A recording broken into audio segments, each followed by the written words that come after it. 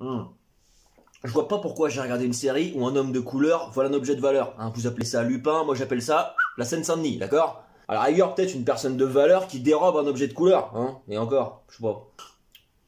Allez, générique.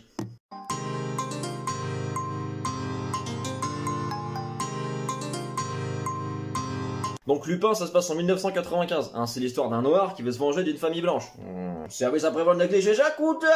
Oui, bah j'ai fait un blackface de la voix. Bon, après tu me diras, chez les Français d'origine africaine, la rancune c'est la deuxième qualité la plus répandue, hein. Après la CAF, ou le quatrième défaut acceptable, selon l'angle choisi. Le perso principal, il s'appelle Hassan Diop, et il est interprété par...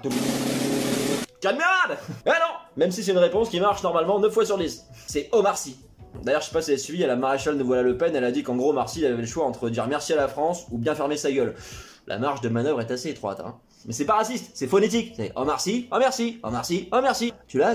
Donc Gynéco, par exemple, eh ben, on laisse tranquille, hein, sinon il te fait un frottis. Et avec le Covid, il fallait bien qu'il touche les cachets d'intermittence, tonton Omar. Eh oui. Hassan Diop, c'est l'anagramme d'Arsène Lupin. Ouais, prends 3 pastis, hein, tu verras, c'est l'anagramme.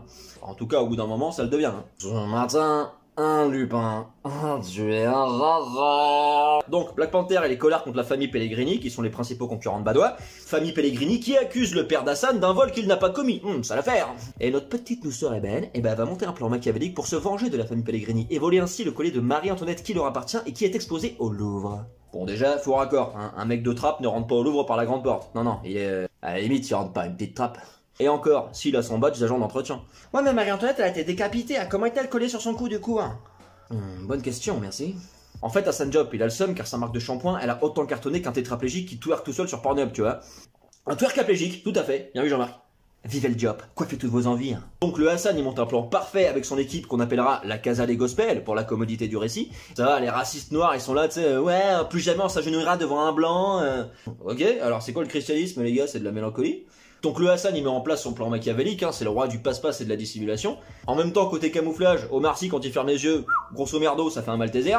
Avec l'argent volé, le Hassan, il a un côté Robin des Bois, enfin, Robin des Aulnay-sous-Bois, et donc il va redistribuer aux gens dans le besoin. Et ben non, paf. En fait, il va racheter le kebab rue Rivoli pour faire péter le menu brochette de boisson à 9 €, d'accord? T'as un Fanta offert, tu viens de ma part. Et il va blanchir tout l'argent dans la sauce blanche. Bon courage. Alors, quand il entend parler de sauce blanche, le jeune DSK décide d'investir dans ce kebab, qu'il va rebaptiser le Hilton. Et il va commencer à organiser des réunions de travail où les stylos sont interdits. D'accord, mais quand on signe les contrats?